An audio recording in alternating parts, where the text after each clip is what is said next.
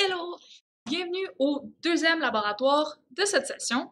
Aujourd'hui, on va parler des lentilles. On va parler des lentilles convergentes et des lentilles divergentes dans nos deux laboratoires, c'est-à-dire 2.1 et 2.2. On va avoir un défi qui va être un petit peu comparable à ce qu'on avait fait dans le laboratoire de la semaine passée, c'est-à-dire qu'on va avoir de la difficulté à estimer nos incertitudes pour les mesures, ce qui est très correct. Donc, il faut juste être attentif à ce qu'on fait, à la manière dont on va bouger l'écran. Je vous en parle dans pas long. Et le deuxième petit défi de ce laboratoire, ça va être du côté analyse, que ça va être un petit peu différent de d'habitude. On va en parler rendu là. Let's go, on se met les mains dans les montages. Donc, voici les appareils, le montage que vous allez voir lorsque vous allez arriver à votre laboratoire 2.1, 2.2. Il y a principalement 6 morceaux. Donc, j'ai ma source lumineuse qui est la boîte ici présente, une belle petite boîte. J'ai une lentille convergente, une lentille divergente et un écran. Donc, ceci va être l'écran sur lequel on va faire la lecture de l'image réelle qu'on va récolter. Ensuite, j'ai ce qui s'appelle un diaphragme. Le diaphragme, il ne faut pas s'attendre à des trucs très fancy. C'est un bout de métal qui a un trou dedans. C'est ça le diaphragme. Le rôle de ces diaphragmes est de réduire la quantité de rayons qui va dans la lentille. Donc, ça va prioriser seulement les rayons qui passent par le centre de la lentille. Donc, le diaphragme est là. Vous allez voir son effet en jouant avec l'image, en le mettant, en l'enlevant. Ça va être intéressant. Et le sixième objet, c'est le rail sur lequel on voit toutes les mesures. C'est déjà indiqué en centimètres. Et on est prêt à commencer. Je vais faire une petite démo. La lumière éteinte. Question de voir qu'est-ce que ça donne tout ça.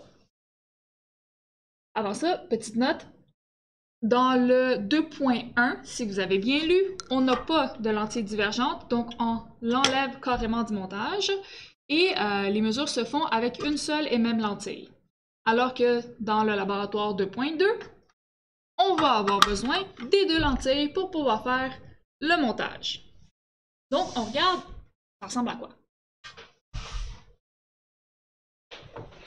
La première chose à faire est de allumer notre objet, donc la petite boîte électrique. On fait juste brancher le fil dedans sur le côté.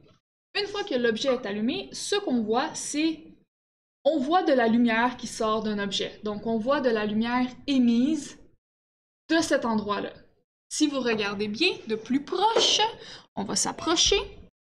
Donc, de plus proche, on voit que l'objet, c'est tout simplement deux flèches avec des petites barres. Les petits traits nous permettent de voir à quel point est-ce que l'image va être claire à un endroit donné. Donc, lorsque c'est flou, ça veut dire que l'image n'est pas claire. Lorsque c'est net, ça veut dire qu'on a bien capturé l'image.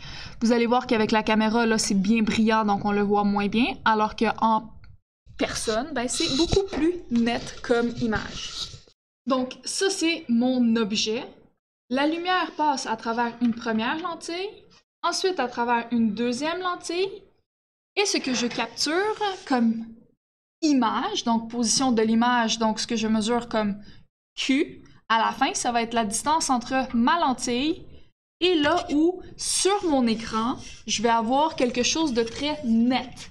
Donc, quelque chose qui est parfaitement bien défini, donc aucun flou. Pour ça, je vais déplacer mon écran jusqu'à ce que je perçois est net. Pour l'instant, c'est flou, c'est flou, c'est flou. Ça commence à avoir de l'allure. Ouh, ça, c'est quelque chose de très joli. C'est quelque chose de très beau. C'est très net.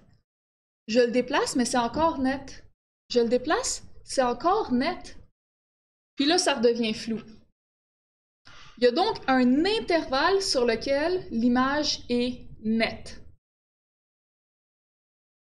Prise de notes? Incertitude?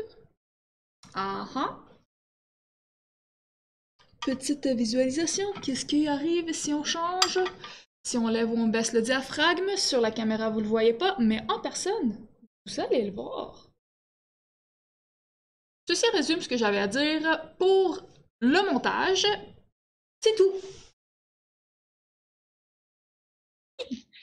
ceci conclut notre présentation du matériel pour notre deuxième semaine de laboratoire. Somme tout bref, pas trop compliqué, on devrait bien faire ça. On se revoit donc la semaine prochaine pour notre troisième semaine de laboratoire. À plus!